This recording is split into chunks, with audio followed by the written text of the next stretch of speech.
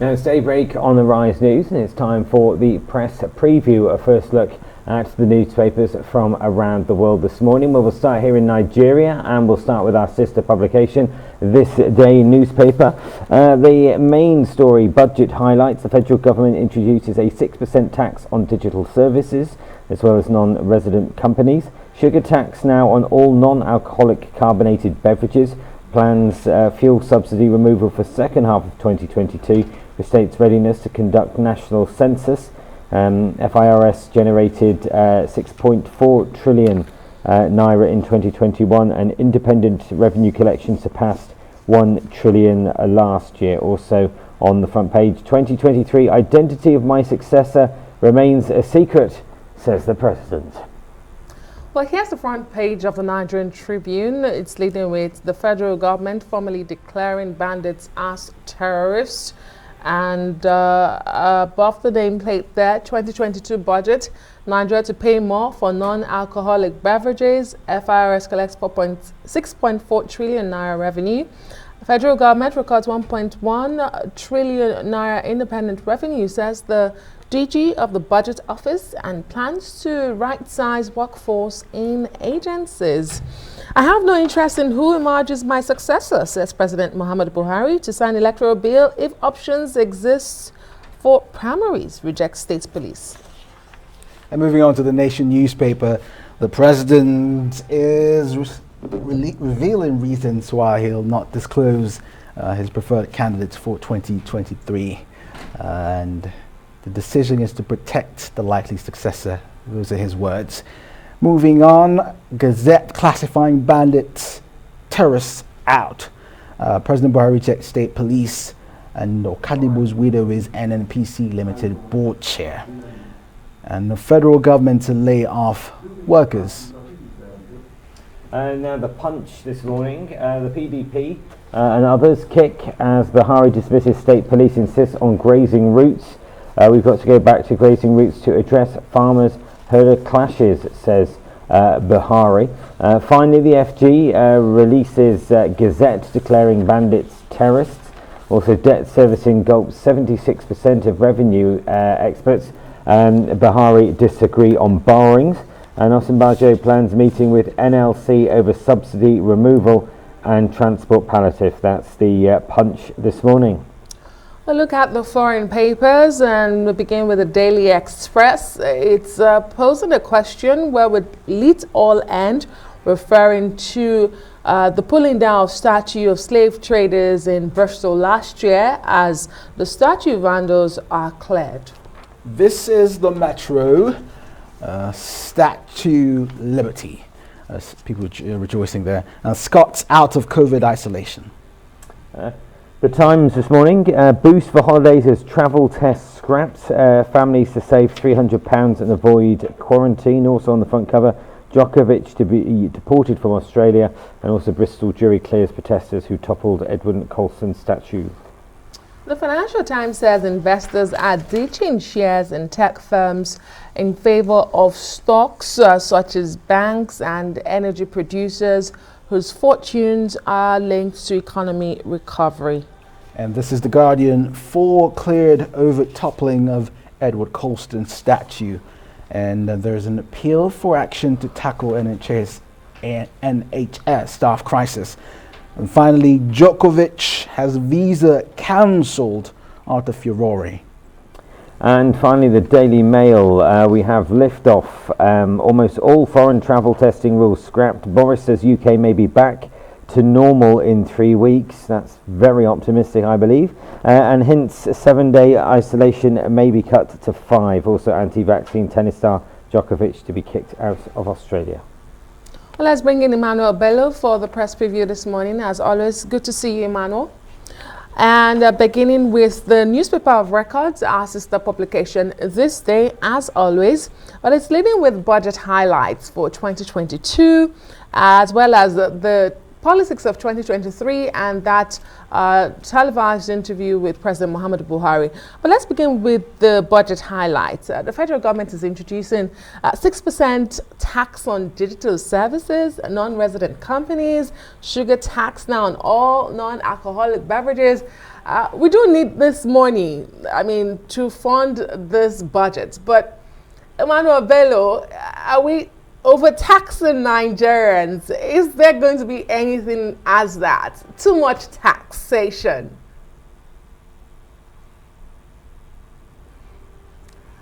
Well, good morning. The government does not feel it's asking for too much. It feels that, like most government do, they try to run government like any good business. They make the most out of where they can find monies. Yes, and the crisis of taxation in Nigeria is known to everyone. And there are people who say that a lot of people get away with a whole lot of things in this country. So this budget seems to be addressing that. And I think the editors last night were torn between, like you said, the televised interview of the president and then the breakdown of the budget. I will go with the breakdown of the budget because, that concerns all of us. Of course, what the president had to say the interview is also very important. He raised a whole lot of issues. So, and this day is latching on that immediately, doing a beautiful presentation of that budget and with even diagrams and all of that, and bringing out aspects of the budget that we need to be very interested in. And this one, like you noted, the issue of taxation, taxing everything. I think the one that we capture everyone's attention immediately is, the taxation on the non-alcoholic beverages. What are we seeing here? And governments seem to be saying that, look, we are so concerned about the health of our citizens that we don't want them to take too much sugar, and so we are going to increase the prices of those kind of beverages. So now the comical aspect of it is that are the alcoholic drinks going to be more available to people or the non? But seriously, government saying that, look, we're increasing taxation in that regard because of the health of our people. We don't want them to take too much sugar because of the crisis of diabetes and the rest. So that is one of the aspects that is curious there. But it's a very bold budget, one that is coming with all sorts of nuances. The issue of census down the line. Something that have not happened for a very long time, with this president saying, I want to know the number of people in the country. I want to have data. It's a bold move by the presidency to have correct data for which they can do further planning. So this is a very robust budget with some chest beaten by the presidency, saying that it has surpassed, talking about taxation again, that it has surpassed even its own benchmark last year of 1 trillion. They've raised a lot of money. So people will say, okay, so you have got this this amount of money in the coffers.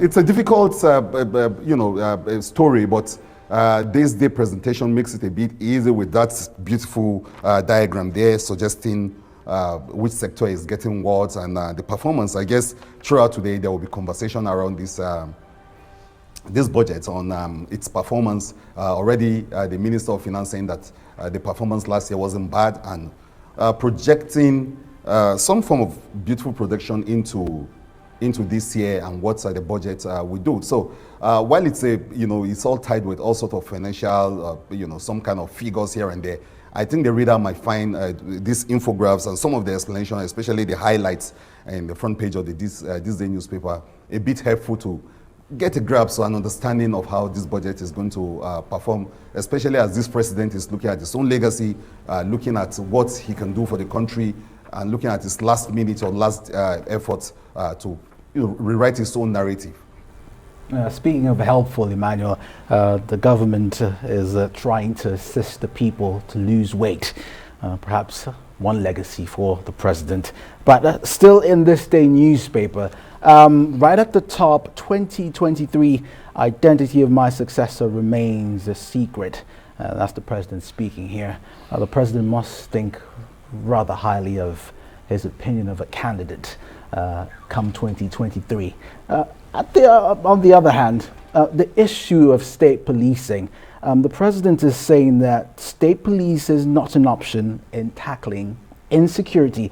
And according to him, his reason is that the states have not been practicing the local devolving power as they're supposed to to the local governments, and therefore it's an indication of how they're going to implement and use the state police.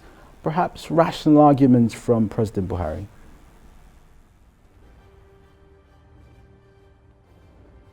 Yes, but it is one that the opposition quickly jumped on and said, look, the president wasn't even saying anything new in those interviews yesterday, and that the president is always stuck in these ideas and saying the same thing again and again and again, and that the PDP, the main opposition party, came so strongly saying that unless if this president is really, comfortable with all that is happening, maybe he's okay with the security situation in the country.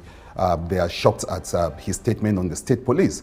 And other aspects of that interview, I'm sure editors were looking at various angles to pick from. Though, again, like the opposition is saying, the president didn't say really anything really new. What is very dramatic about what he said yesterday was about his successor, and saying that he doesn't want to reveal the identity. I think a lot of people think that is a bit profound and extraordinary for the president to say, if I reveal the name or the identity of my successor, he could be eliminated. That's pretty strong. But of course, it's not up to this president to decide who is going to be his successor. It's going to be an electoral system that is going to produce the next president. Of course, he was talking about who he prefers as an individual. He probably has someone in mind. Is he going to work towards that person's success, or what's going to happen? But this president is saying, I'm not going to reveal his identity. I think a lot of newspapers picked on that immediately and say that's an interesting angle to it. But by and large, some of the other things he said about state police, these are things he's said before. He also said something about the electoral law, that he could really actually sign it into law if some amendments are done. Those seem to be some of the new things he said yesterday. But beyond that, his views on the youth, that young people should look inwards, and instead of expecting government to present them with white collar jobs. Those are some of the views that even here on this network he's expressed before. And the issue of the grazing routes, it's not really changed his position. It has not really changed from what he said last year concerning the issue. By and large, another thing he said that I think it would be new, and I think some people captured it, was the fact that he's finally willing to call the bandits terrorists. And yesterday we saw that Attorney General doing some things about that. So it's an interesting interview. Some new lights on some of the old issues this president has been bedeviled with and talking about.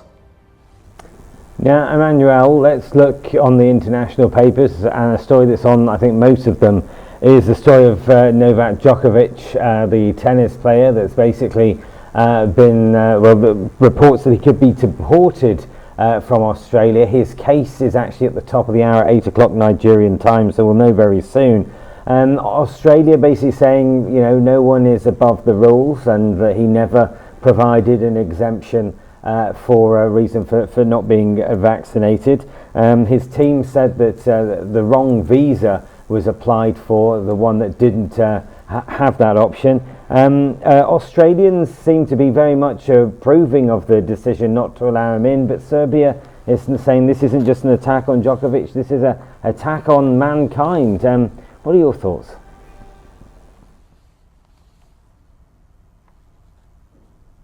Well, it depends on how you're looking at this story, but some people will say that's a very tough, almost an extraordinary, extreme way of dealing with the crisis of COVID. You are talking about, but then maybe again, the country is looking at it that no one is above the law, and that it doesn't matter if this, this celebrity of that standing, making a personal example of him and saying that we're tough on our restrictions and the kind of measures we're taking to curb the disease. Well, maybe that's the statement Australia is trying to make with this, even though some would think that, well, it is a bit like you are suggesting, it's a bit going overboard. But that's also to tell you how serious some of the countries around the world are dealing with a problem. Of course, we are getting to understand this problem better. There are better facts now, better science. We're getting the knack of it. Better vaccinations are going on around the world with even better testing. But yet, countries like Australia are taking extraordinary measures to ensure that everyone does the right thing and gets the right papers that brings them into their country. So it's one way to look at it, that a country is doing all it can do in his power to show leadership and to show in dealing with a crisis that all of us have been deviled with. Well said, and that's a good place to leave it this morning. Thank you so much, Emmanuel Bello, for reviewing the papers with us as always. We'll see you tomorrow.